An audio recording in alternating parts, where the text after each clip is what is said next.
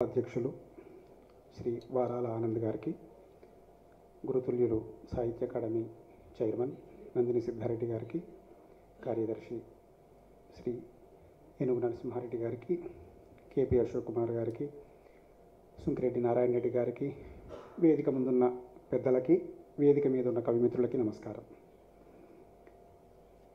తెలంగాణ విమర్శ వికాసం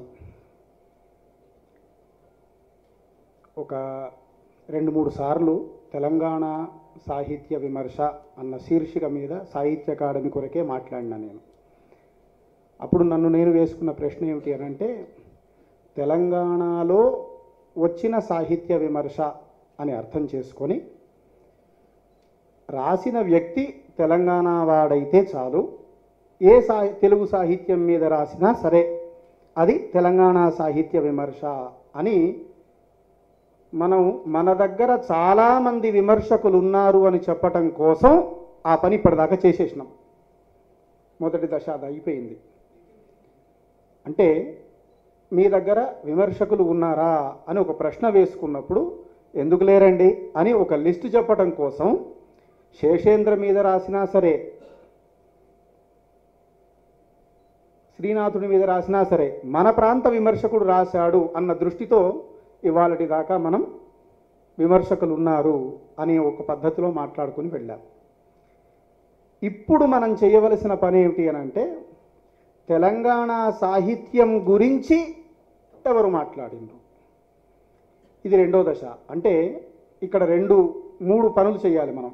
ఒకటి, కులశేఖరరావు గారు వచన రచనల మీద, వచన పరిణామం మీద ఒక పిహెచ్డి సిద్ధాంత గ్రంథం ఉన్నది, లేదా రామారావు గారి సాహిత్య విమర్శ మీద ఒక సిద్ధాంత గ్రంథం ఉన్నది. ఇలా మన దగ్గర నుంచి గొప్ప సిద్ధాంత గ్రంథాలు వచ్చాయి అని మనం చెప్పుకున్న స్థితి నుంచి మనం ఎక్కడికి వెళ్ళాలి అంటే, అందులో తెలంగాణ ఎంత ఉన్నది అనే దగ్గరికి వెళ్ళాలి.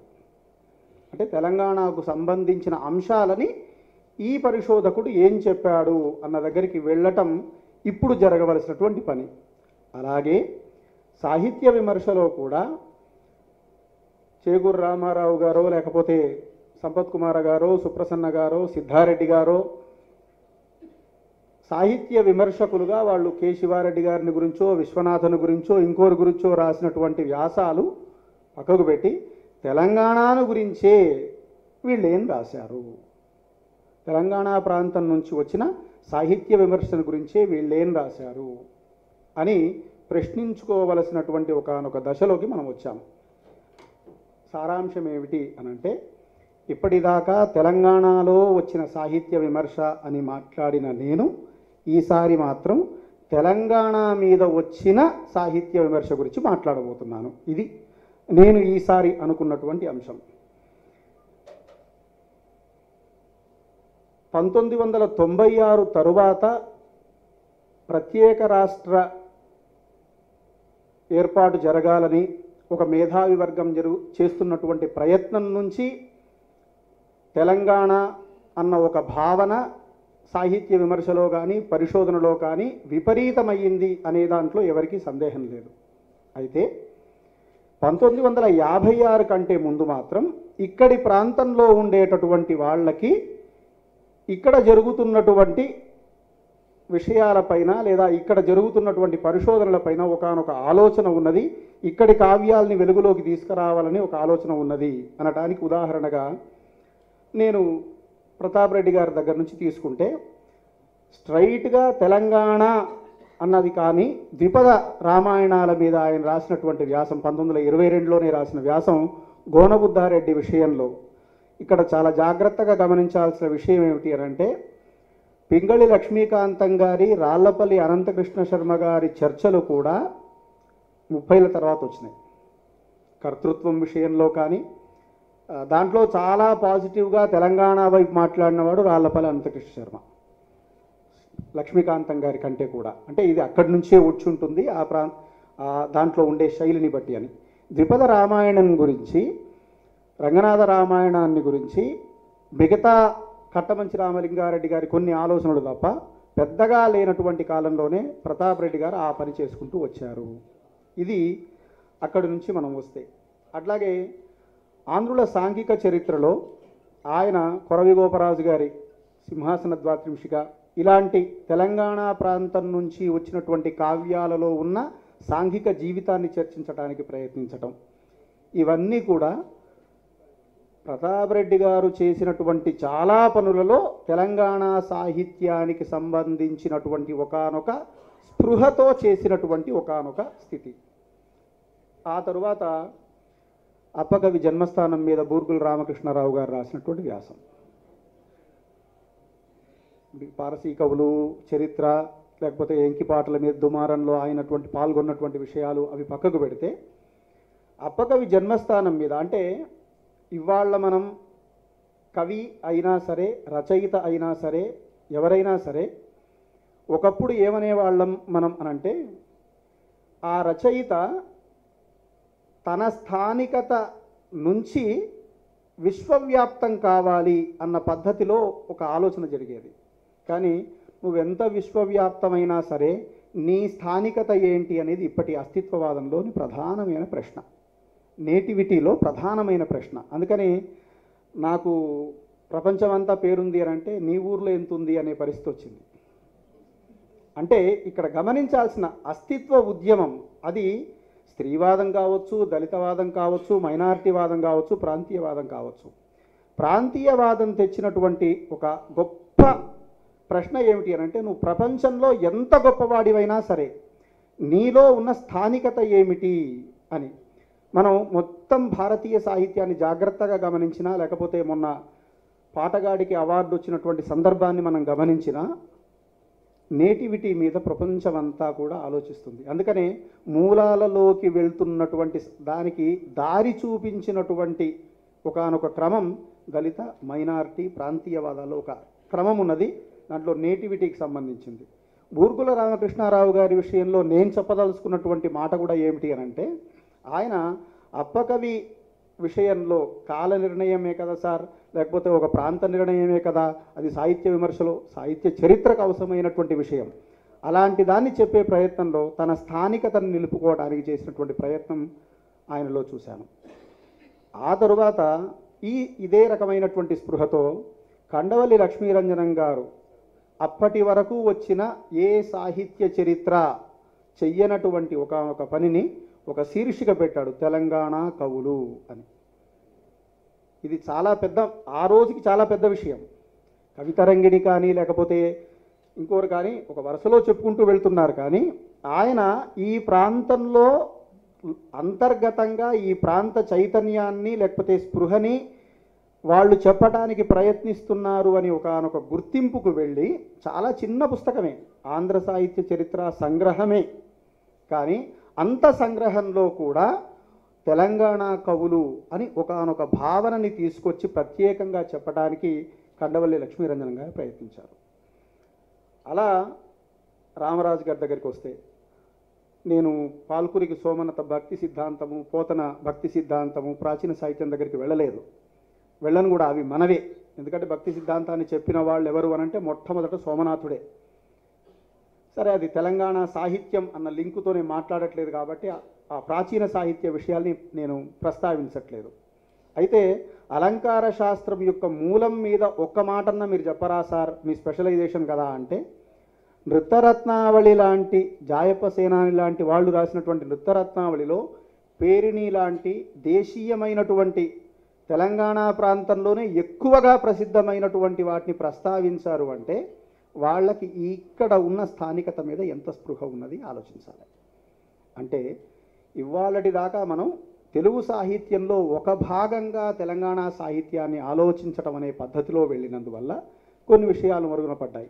ఇవాళ తెలంగాణ సాహిత్యాన్ని ప్రత్యేకంగా ఆలోచించటం వల్ల ఒక్కొక్క రచనలో తెలంగాణ తనం ఎంత ఉన్నది, తెలంగాణత్వం ఎంత ఉన్నది అని మనం వెలుగులోకి తీసుకోవడానికి అవకాశం కల్పిస్తున్నటువంటి రచనలుగా అవి కనిపిస్తాయి. ఇంకో మాట చెప్పాలి అంటే, ఈ మధ్య లక్షణ దీపిక గౌరణ రాసింది చూసే అవకాశం కలిగింది. అది సంస్కృత లిపిలో ఉంది, దాన్ని తెలుగు లిపి చేసుకొని మనం ప్రచురించుకోవాలి సార్, మా అవకాశం ఉంటే తప్పకుండా. అది ఆ రాతప్రతి కాకినాడలో ఉన్నట్టుగా ఆయన ఛందస్సు విషయం చెప్పినా, అలంకారాల విషయం చెప్పినా ఇక్కడి ఉదాహరణలు తీసుకోవటానికి, ఇక్కడి కవుల ఉదాహరణలు తీసుకోవటానికి ఎక్కువ ప్రాధాన్యం ఇచ్చినాడు.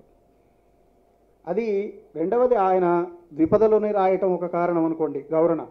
ఇవన్నీ మనదైన ఇక్కడి ప్రాంతపు వెలుగుని చెప్పడానికి ప్రాచీనుల్లో ఉండేటటువంటి ఒక లక్షణంగా చెప్పవచ్చు. అలా సురవరం ప్రతాప్ రెడ్డి గారు, బూర్గుల, తర్వాత కండవల్లి లక్ష్మీరంజనం గారు ఈ క్రమంలోకి వస్తే, దేవులపల్లి రామానుజరావు గారి 1970లో వచ్చినటువంటి ఉపన్యాసమే కావచ్చు తెలంగాణ సాహితీ వికాసం. ఇవాళ ఆధునిక సాహిత్యం కానీ తెలంగాణ సాహిత్యం కానీ ఎవరు రాయదలుచుకున్నా సరే ఒక ముఖద్వారం లాంటి వ్యాసం అది, ఎంట్రీ పాయింట్. ఒక సాహిత్య అకాడమీ కార్యదర్శికి లేదా అధ్యక్షుడికి ఏ రకమైనటువంటి ఒక జనరల్ విజన్ ఉండాలి అన్నదానికి ఆయన వ్యాసాలు పెద్ద ఉదాహరణగా కనిపిస్తాయి. నల్గొండలో చేసినటువంటి ఉపన్యాసం కానీ, అంటే ఇవన్నీ తీసుకున్నప్పుడు ఆయన నల్గొండలో ఉపన్యాసం చేస్తే నల్గొండలో ఉండేటటువంటి వాళ్ళ యొక్క కవిత్వాలని, వాళ్ళు అసలైన మనం మొత్తం సాహిత్యంగా చెప్తున్న వాళ్ళతో ఎవరితో సరిపోలుతారు, ఇలాంటి విషయాల్ని చెప్పడానికి ఆయన ఏ రకమైనటువంటి మొహమాటానికి వెళ్లకుండా స్థానికంగా కవిత్వము, కథ, నవల, నాటకం అన్నిటినీ ప్రస్తావిస్తాడు. చాలా జాగ్రత్తగా అంటున్నాను సార్ ఈ మాట. మన దగ్గర కాదు, మొత్తం తెలుగు సాహిత్య విమర్శలోనే కవిత్వ విమర్శే విమర్శ, లేదా కవిత్వ చరిత్రనే సాహిత్య చరిత్ర, కథని, నవలని, నాటకాన్ని, విమర్శని కలుపుకొని వెళ్ళేటటువంటి ఒకనొక పాయ ఎప్పుడూ తెలుగు సాహిత్యంలో జరగలేదు. కానీ ఆయన వ్యాసాలు జాగ్రత్తగా ఒక 2-3 ఉపన్యాసాలు ఈ తెలంగాణ సాహితీ వికాసం వ్యాసం చూస్తే అందరినీ, కథకుణ్ణి వదిలిపెట్టాడు, నవలాకారుణ్ణి వదిలిపెట్టాడు, ఈవెన్ అవసరమైతే ప్రదర్శన కళలు చేసినటువంటి వాడిని కూడా వదిలిపెట్టాడు. అలా మరో ప్రాంతంలో జరిగేటటువంటి సాహిత్య సభలో ఈ ప్రాంతం యొక్క వికాసాన్ని గురించి చెప్పే ఒక గొప్ప నమూనా వ్యాసంలాగా ఉండేటటువంటి స్థితి అక్కడ. ఈ మధ్యకాలంలో మన కవులు పండితుల పేరుతో కోవెల సంపత్ కుమారాచారి గారు చేసినటువంటి ప్రయత్నం 25 మాత్రమే వచ్చాయి. ఇంకో 7 వ్యాసాలు జనధర్మలోనే వచ్చాయి. 32 వ్యాసాలు బయోగ్రఫికల్ స్కెచెస్ లాంటివి. ఆ రచయితలు మనకు కనీసం తెలియని కూడా తెలియదు. ఆ ప్రాంతానికి సంబంధించిన, అంటే నేటివిటీకి సంబంధించిన ఆ రకమైన లక్షణం. అట్లాగే శ్రీరంగాచార్య గారి నల్లగొండ జిల్లా కవులు పండితులు పరిచయమే కావచ్చు కాక, పుట్టినరోజు ఏమిటి, ఆయన ఫోటో ఏమిటి, ఆయన ఏమేం రాశారు, ఏ ఊర్లో ఉంటారు, ఇవే విషయాలు కావచ్చు కాక, ప్రాథమికమైన ఒక డేటాని అందించటానికి ప్రయత్నం చేసిన ఒక సాహిత్య చరిత్ర నిర్మాణంగా గమనించాలి. వీళ్ళందరూ చేసిన దాంట్లో జాగ్రత్తగా మనం గమనించాల్సింది ఏమిటి అనంటే, ప్రాంతీయత కాదు, స్థానికత. జాగ్రత్తగా వాడుతున్నది ఈ మాట. ప్రాంతీయత కాదు వీళ్ళు చేసింది. నల్లగొండ అన్న ప్రాంతానికి కాదు వీళ్ళు, నల్లగొండలో స్థానికత. మళ్ళీ అంటే మొత్తం తెలంగాణకు అది స్థానికంగా. అంటే ఈ రకమైన స్థానికమైన చరిత్రల నిర్మాణం సరిగ్గా జరగకపోవడం వల్లనే తెలుగు సాహిత్యంలో చాలా గ్యాప్స్ ఉన్నాయి. సబాల్టన్ స్టడీని వాళ్ళ మాట్లాడుతూ ఉన్నాం మనం. ఆ రకమైనటువంటి ఒకనొక ఆలోచనకి ఇలాంటి పుస్తకాలు మనకి ఉదాహరణగా నిలుస్తాయి. ఆ తరువాత తెలంగాణ ఉద్యమము ఇదంతా పక్కకు పెడితే,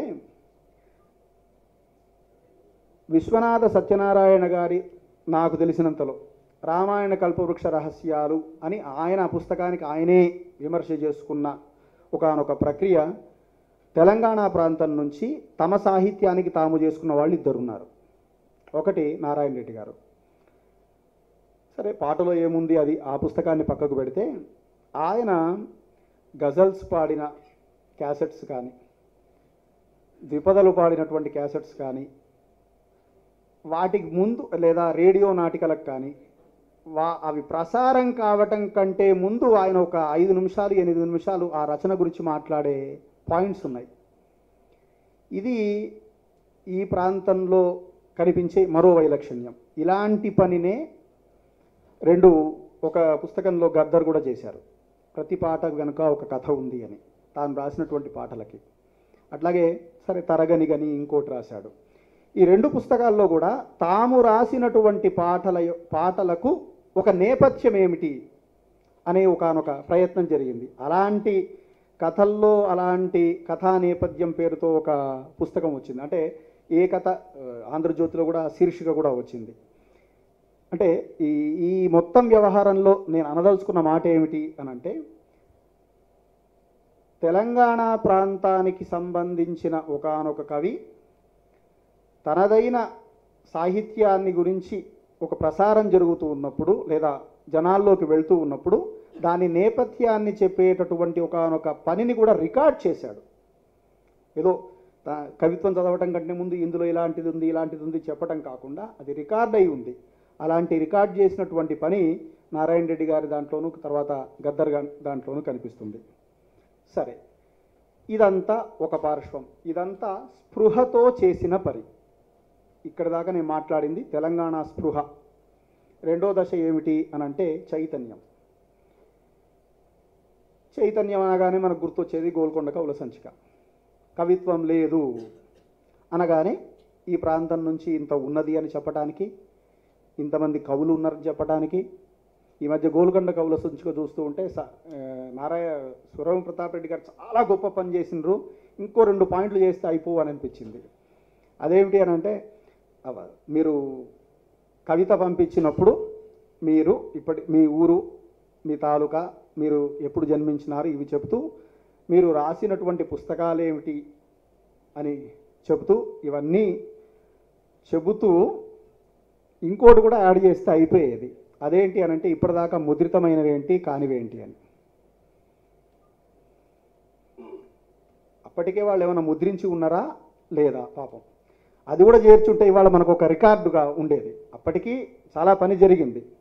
సరే, శేషాద్రి రమణ కవులు రాసినటువంటి ఒక కవి పరిచయాలు కానీ, నేను పరిశోధన జోలికి వెళ్ళటం లేదు, నా అంశం కాదు కాబట్టి. ఈ గోల్కొండ కవుల సంచిక చేసిన పని ఏమిటి అంటే, కవిత్వం ఉంది అని చెప్పడానికి ప్రయత్నించిందా? కవిత్వం గురించి మీకెందుకు సార్ విమర్శ కదా ఇది అని అంటే, ఇవాళ మనం ఆధునిక కవిత్వం ఏమన్నా ఉన్నది ఈ ప్రాంతం నుంచి, ఆధునికత గురించి కొంత ఆలోచన జరిగింది అని అంటే నేరుగా 1934లో వచ్చిన దాని దగ్గరికే వెళ్తున్నాం. అలాంటి ఒక పరికరాన్ని ఇవ్వటానికి ప్రయత్నం చేయటం చైతన్యం. ఇది ఒక దశ, ఒక విషయం. రెండవది 1970ల తరువాతనే తెలంగాణ కథ అని వల్లంపాటి వెంకట సుబ్బయ్య గారు కథాశిల్పంలో రాస్తే, తెలుగు కథ, తెలంగాణ కథ దేవులాట ప్రతాప్ రెడ్డి, అట్లాగే తెలంగాణ తోవలులో రాసిన వ్యాసాలు, 100 ఏళ్ల తెలుగు కథ అని చినవీరభద్రుడు వేసినటువంటి పుస్తకం, అందులో తెలంగాణ వాళ్ళు కనిపించలేదా? కె శ్రీనివాస్, కాసుల ప్రతాప్ రెడ్డి, అట్లాగే సిద్ధారెడ్డి గారు, ఇలాంటి వాళ్ళు సుంకిరెడ్డి నారాయణ రెడ్డి గారు, ఇలాంటి వాళ్ళు ఈ ప్రాంతంలో కథా కవిత్వం అనేటటువంటివి ఎక్కడి నుంచి ప్రారంభమైనాయని చెప్పడానికి జరిగిన ప్రయత్నం అంతా చైతన్యం. ఇది స్పృహ, చైతన్యం రెండో మాటగా మాట్లాడుతున్నాను.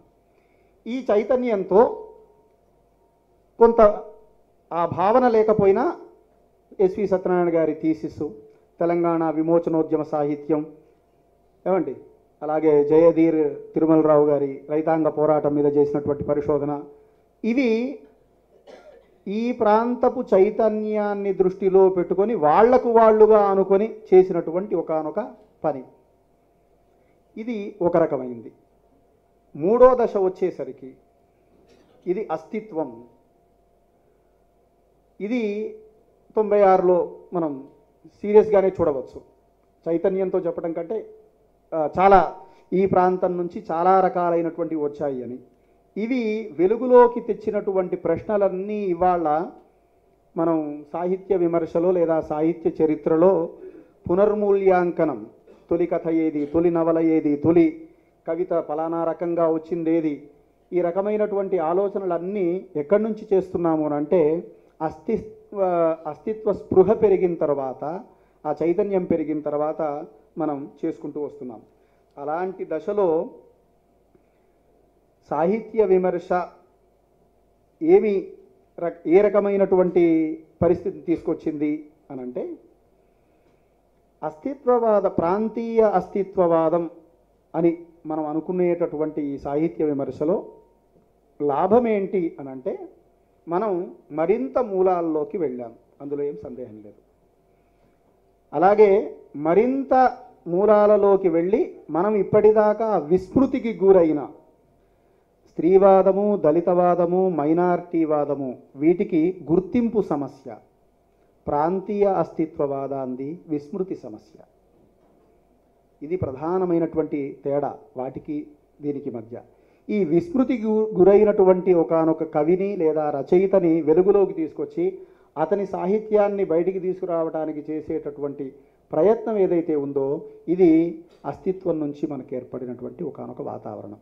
అక్కడి నుంచి మనం జాసువాని అన్న తొండ రాసినటువంటి దేవేందర్ని, అట్లాగే సుమ విలాపాన్ని, అట్లాగే పుష్ప విలాపాన్ని, సుమ విలాపాన్ని, ఇట్లా ప్రతిదాన్ని అక్కడికంటే అనే పద్ధతిలో ఒకానొక రకమైనటువంటి ఆలోచన విధానాన్ని మనం తెచ్చుకోవటానికి మనదైన అస్తిత్వ స్పృహ ఇక్కడ పెరిగింది. దానికి సంగిశెట్టి శ్రీనివాసు, సుంకిరెడ్డి నారాయణ రెడ్డి గారు, చాలామంది.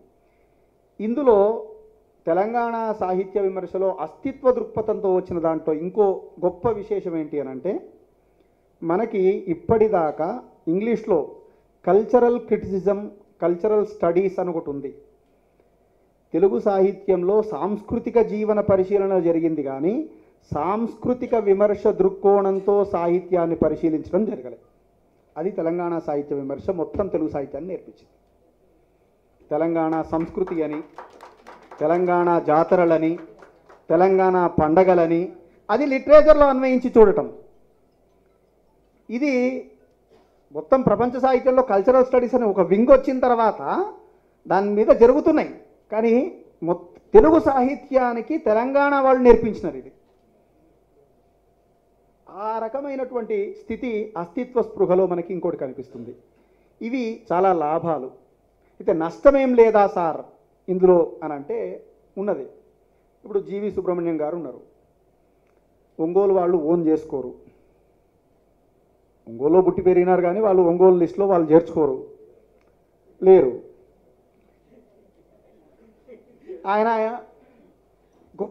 ఆయన కంట్రిబ్యూషన్ మొత్తం తెలుగు సాహిత్యానికి ఉన్నది, దాంట్లో ఏం మనం కాదనడానికి వీల్లేదు.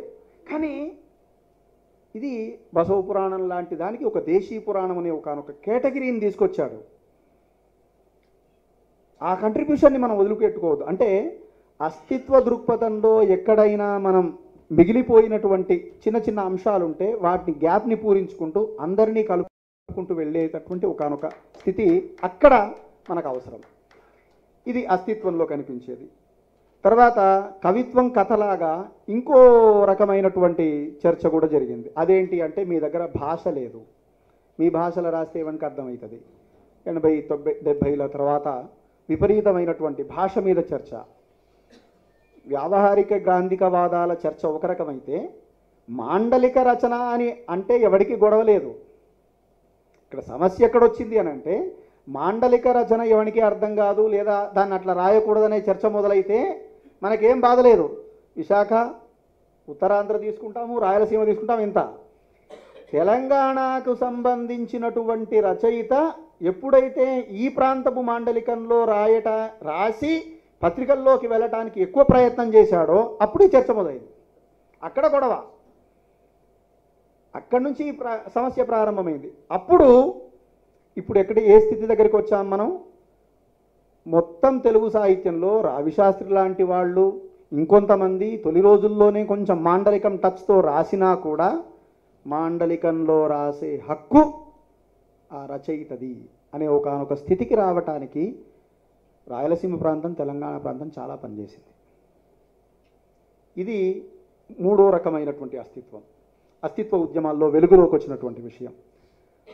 ఆ తరువాత సాహిత్య విమర్శ విషయం కూడా ఈ ప్రాంతం నుంచి లేదు అని అంటే ఈ ప్రాంతపు సాహిత్యం మీద ఎక్కువ రాలేదు. అది సమస్య. మనకి 56 నుంచి 96 మధ్య మొత్తం తెలుగు సాహిత్యాన్ని ఎవరు నడిపించిండ్రు అని అంటే తెలంగాణ సాహిత్య విమర్శని ఎవరు నడిపించిండ్రు అంటే తెలంగాణ ప్రాంతంలో ఉన్న విమర్శకులే నడిపించిండ్రు. అది చేరా గారు కావచ్చు, సంపత్ గారు కావచ్చు, సుప్రసన్న గారు కావచ్చు, లేకపోతే కేతవరపు మన మాదిరాజు రంగారావు గారు కావచ్చు, ముదిగొండ వీరభద్రయ్య కావచ్చు, వీళ్ళే నడిపించిండ్రు. మొత్తం తెలుగు సాహిత్యంలో ఎవరు విమర్శకులు అంటే వీళ్ళ పేర్లే చెప్తారు. తుమ్మపూడి, ఇంకో ప్రాంతం నుంచి వస్తే తుమ్మపూడి, ఇంకో ఇతను నలుగురు పేర్లు, తిరుపురనేని, ఇలా రారా, ఇలా పేర్లు చెప్తాను. అంటే ఒక నడక ఇక్కడి నుంచి సాగింది. అట్లాగే సాహిత్య విమర్శకు సంబంధించిన మౌలికమైనటువంటి భావనల మీద కూడా తెలంగాణ ప్రాంతం వాళ్ళే ఆలోచించారు. దాంట్లో ఏం సందేహం లేదు.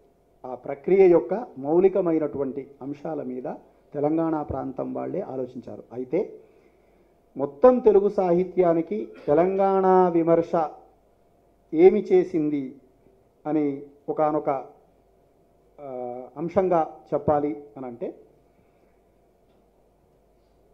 తెలుగు సాహిత్య విమర్శలో నేటివిటీ అనే ఒకానొక స్థానికత అనేటటువంటిది సృజనాత్మక రచనలకు వర్తించినట్టుగా విమర్శ రచనలకు వర్తించటం సాధారణంగా జరగదు. దాన్ని విమర్శలోకి కూడా తీసుకువచ్చినటువంటి ఘనత తెలంగాణ ప్రాంతంది. కథాస్థానికత లాంటి అఫ్సర్ లాంటి వాళ్ళు రాసింది. అంటే ఆ నేటివిటీ మీద విమర్శకులు కూడా ఆలోచించక తప్పలేదు. వస్తువు విషయంలో మిగతా ప్రాంతాల కంటే కూడా ఈ ప్రాంతపు కవులు ఎంత స్థానికతని, ఎంత మట్టితనాన్ని, మరీ గ్రామీణ ప్రాంతానికి పూర్తిగా వెళ్ళినటువంటి తనాన్ని ప్రదర్శించారు అని చెప్పడానికి కూడా ఇక్కడ విమర్శకులు ప్రయత్నించారు. అలాంటి ఒకానొక వాతావరణానికి వెళ్ళటానికి తొలి రోజుల్లో ఉన్న స్పృహ, తరువాతి వాళ్లలో ఉన్న చైతన్యం, ఇవాళ ఒక అస్తిత్వ దృక్పథంగా, ప్రాంతీయ అస్తిత్వ దృక్పథంగా మొత్తం ప్రపంచ సాహిత్యమే. ఇవాళ ప్రపంచ సాహిత్యంలో కూడా భారతీయ సాహిత్యంలో కావచ్చు, మిగతా సాహిత్యాల్లో కావచ్చు, జరుగుతున్నది ఏమిటి అనంటే నీ మూలాలలోకి వెళ్ళి నువ్వు రాసినటువంటి రచనలకి విలువ వస్తుంది. అలాంటి స్థితికి తెలంగాణ ప్రాంతంలో ఉండేటటువంటి ఒకానొక సృజన వ్యాపారము పనిచేసింది. అట్లాగే విమర్శ వ్యాపారము ఆ పనికి కొంత దోహదం చేస్తూ ముందుకు వెళ్ళింది. అయితే ఇప్పటికీ తెలంగాణ ప్రాంతం నుంచి వ్రాయబడినటువంటి కవిత్వానికి లేదా కథకి, నవలకి ప్రత్యేకమైన శిల్ప లక్షణాలు ఉన్నాయా అన్న ధోరణిలో మరింత చర్చ మాత్రం జరగవలసి ఉన్నది. మొత్తం ఎవరు కవిత్వం రాసినా అవే అంశాలు ఉంటాయి, దాన్నేం మనం కాదనం. కానీ ఆ ప్రాంతపు కవి కంటే ఈ ప్రాంతపు కవిలో ఈ రకమైన లక్షణాలు ఎక్కువగా ఉంటాయి అని. ప్రాచీన సాహిత్యం వరకు మాత్రం కొన్ని నిర్ణయాలకు వచ్చాం మనం, మౌఖికమైనటువంటి సంప్రదాయం అని, ఇలాంటివన్నీ. నవల కథలో కూడా మౌఖికమైనటువంటి లక్షణాలే తెలంగాణ ప్రాంతం నుంచి ఎక్కువ కనిపిస్తాయని కొంతమంది విమర్శకులు కూడా రాశారు. ఇలాంటి స్థితిలో తెలంగాణ విమర్శ ఇవాళ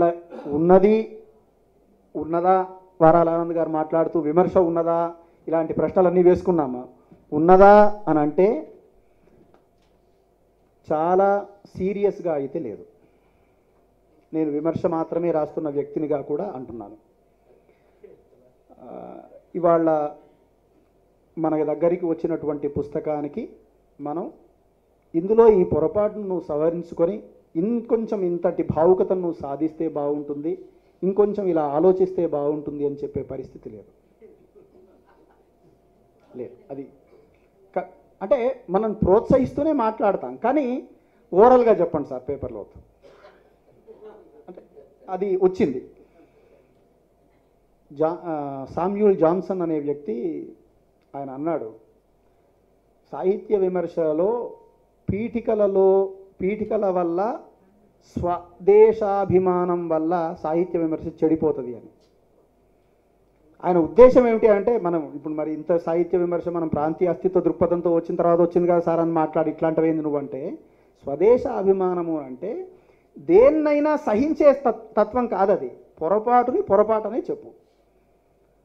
అలాంటి స్థితి తెలంగాణ సాహిత్య విమర్శలో అక్కడక్కడా కనిపిస్తున్నది. అది మరింత విస్తృతం కావాలని, మరింత ఉజ్వలం కావాలని ఆశిస్తూ ఈ అవకాశం కల్పించిన పెద్దలందరికీ కృతజ్ఞతలు అర్పిస్తూ ముగిస్తున్నాను. Thank you.